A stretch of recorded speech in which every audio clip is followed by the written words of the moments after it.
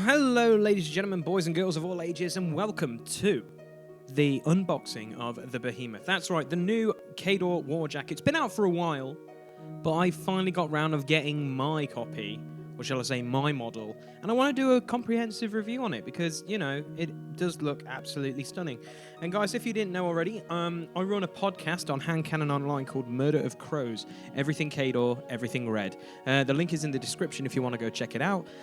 We talk a lot about Khador army lists, other bits and bobs. It isn't really a competitive podcast, but if you want to know anything about Khador, go check us out. It's always good. So, without further ado, guys, we're going to get straight into this unboxing. But first, that's what the old model looked like. I know, it's a little bit of a horror show. If you've played Warmachine for a long time, you know that this model was a joy to put together. Fun fact, this was the first ever model I pinned. And I was wargaming on and off for many, many years, and I never pinned anything. This was the first one that, well, let's just say I pinned and its arms moved and it kind of interacted, so I didn't pin it that well. But anyway, everyone knew that this was originally all metal. Then they re-released it as part resin, part metal, and it still was the same old model, but it was a little bit lighter, but it was still quite heavy.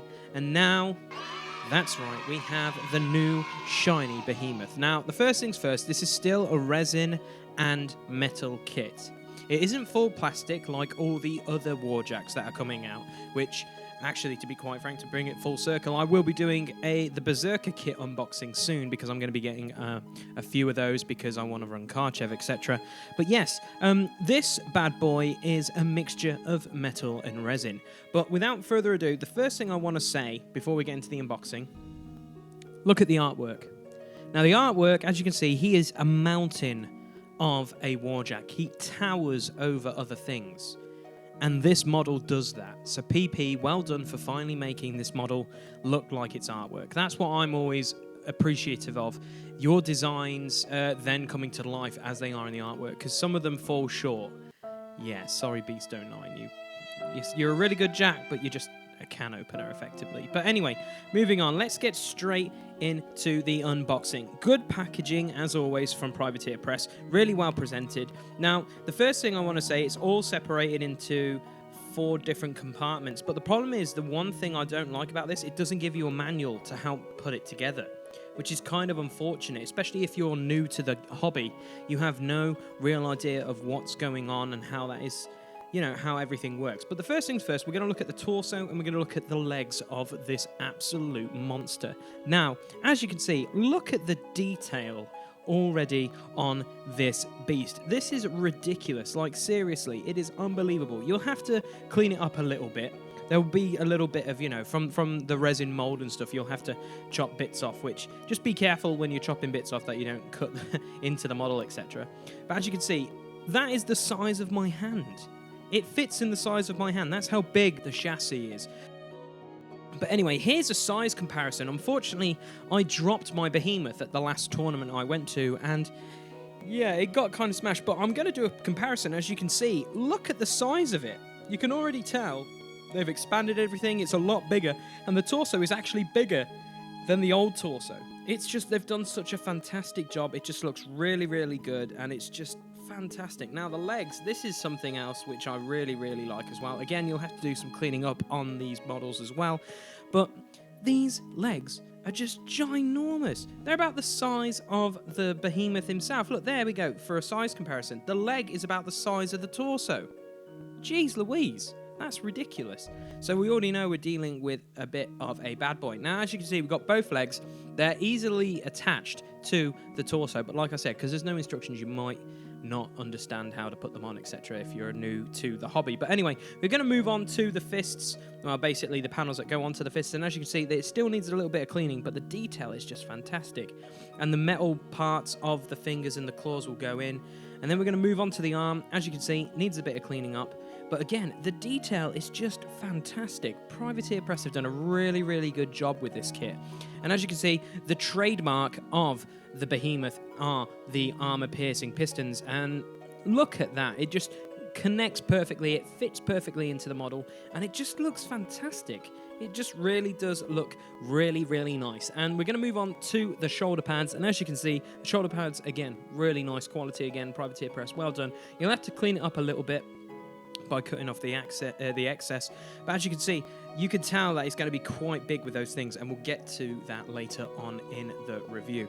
But anyway, moving on to the next part, it's just all the general other bits of metal that you need to attach to this model. So the bombards, very, Kador standard, as we like to say on the Murder of Crows podcast. As you can see, you can fit them on any way you want. You can have them facing forward, facing them back, wherever you want. And it's just really nice and smooth, because they used to be quite jagged to fit into the old Behemoth, but they've made it fit in fantastic.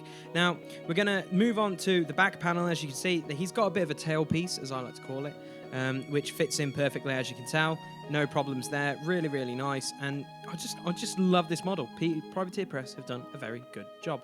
Now, we're going to move on to all the other little bits. So here we go. Here's the fists. In this model, you've actually got one that is closed and one that is open. So you've got several fingers on one. And then, it just it gives the model a lot more of a dynamic. His head, really nice. I've always loved the Behemoth head. It looks fantastic. And then the shoulder, these are the arm pads, as I like to say, the arm guards, sticking with the classic look from the original Behemoth and the artwork. Moving on, we're going to get straight into, as I like to call it, his cock piece, or as his cup, should we say, that goes on the front of the, whoops-a-daisy, I dropped that there. But there we go. As you can see, it fits on the front of the Behemoth brilliantly, and it just looks really, really good. So I'm going to be right back after I assemble this Warjack.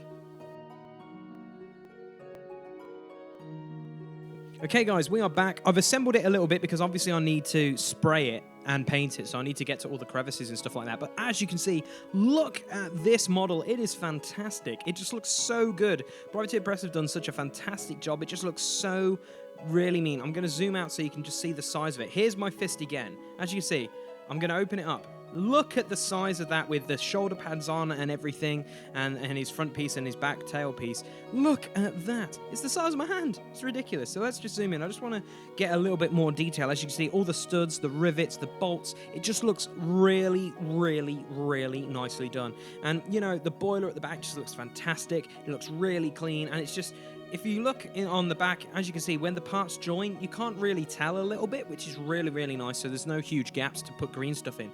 But as you can see, it just looks fantastic. Underneath is just beautiful. Like, even though this is going to be hidden a little bit because of the arms and the legs and stuff, they've just done such a fantastic job from every angle. It's like they want this model to look dynamic from every angle that when you're painting it. It's just fantastic. So we're going to move on, and we're going to get straight into the arm. As you can see, I've put on the fist, the arm, the shoulder, let's just say the arm pad, the fist. This is the closed fist arm, and as you can see, here's my thumb. It's about the size of my thumb. That's ridiculous. It's so big. It's ridiculous. And also the pistons on it as well for the armor-piercing fists. And it just looks really awesome. This is about possibly the size of, a normal model. Say, like a Winter Guard, should we say, Winter Guard's Trooper. It just looks like one of those. Now, here we go. Here's the open fist. This is the one that I like, the one with the fingers, and it's kind of clawing. The pistons, again, look fantastic on this boy. It's really easy to put together, but like I said earlier, without the instructions, and if you're new to the hobby, you might not know how to put models together and stuff like that. But anyway, moving on, we're going to get straight into the size comparison, because it's just ridiculous how big this thing is. So we're going to put, there we go, his legs on. Look at the size of this. This thing's just ginormous. And we're going to have a little bit of a guest appearance here by Murdoch. If you watch any of the Iron Kingdoms content that I do, there is Murdoch for a size comparison. It is freaking humongous compared to him. So, moving on, we're going to get straight to the likes and the dislikes. And now, the likes. This model is just stunning. Privateer Press have knocked it out of the park. It's really, really good. All the Warjacks that they're, doing resculpts of look fantastic. The Behemoth looks phenomenal. And when I've seen it on the battlefield at other tournaments that I've gone to, it just looks such a beast and a presence on there. It is fantastic. Parts are very well detailed, like I've already been talking to you guys about. Really, really nice quality, high quality, really, really good. The model is so light compared to the first counterpart. Yes, that's one thing I have to say to you guys. I blue tacked the model together, and it was incredibly light compared to all metal, obviously, but it just makes such a difference to when you put it in the carry case and you take it to a tournament. Such such a huge difference, and the scale of this model represents the artwork. Like I keep telling you guys, I love the artwork for the Behemoth. It's just coming down a mountain, guys are freaking out, and it's just huge, humongous presence in the artwork, and they've actually done it this time with Privateer Press. They've done what the artwork shows. This thing is a ginormous mother trucker. Now, the dislikes. There's only two. Now, these are just little nigglety-pigglety things about what I think about it. Now, there's no guide on how to put the model together. When I did the Growlar kit, obviously there's a lot of bits in there. They probably had to put a, how to put it together guide. If you're new to the hobby and new to wargaming in general, and you bought this and a Warcaster and loads of other stuff, and you did not know how to put models together, this could be quite tricky. But it is quite bog standard for us, who've played it for many, many years and many, many months, etc.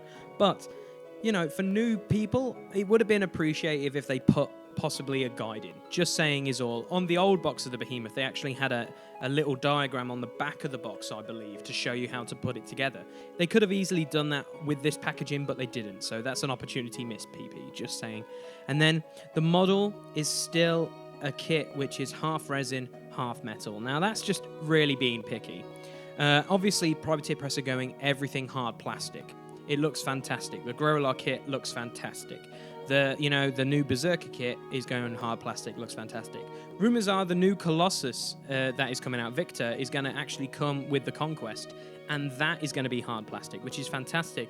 This is still a resin and metal kit. I'm not too picky about it, but there are people out there who said, why couldn't it be an all-plastic kit? I could understand that, but this just looks phenomenal when you have all the other parts that are interchangeable, like the fists, the bombards, everything that's already, casted and made for already at Privateer Press. It just makes sense to have it as a metal and a resin kit. It just makes sense instead of hard plastic. So that's just a little bit of a problem for some people, but I don't really seem to care about it. So guys, without further ado, thank you for watching this unboxing. Please leave a comment below, tell me your thoughts on the Behemoth, and leave a like on the video if you do enjoy my content and you enjoyed this unboxing. Guys, on the screen you can click on the thumbnails to take you to our Iron Kingdoms role-playing campaign. Yes, that's right. When you're watching this, well, let's just say we're 3 episodes in, and episode 4 is coming next month, the finale of our first scenario, The Escape. It's just so much fun. Got loads of likes on it. It'd be fantastic if you guys can go check it out. We also do tons of other Warmachine content, such as unboxings and mainly battle reports. So on that thumbnail, it will take you to the battle report playlist. Go check them out. Mainly Kador against other factions, because that's the faction I play. And on the screen as well are subscribe thumbnails, and to go check out my channel, because my channel, we do everything from board video and miniature game related content. That's all I've got to say. You can follow us on Facebook and Twitter. The links are in the description. And until next time, guys, take care, have a good one, and yeah, the Behemoth is freaking awesome.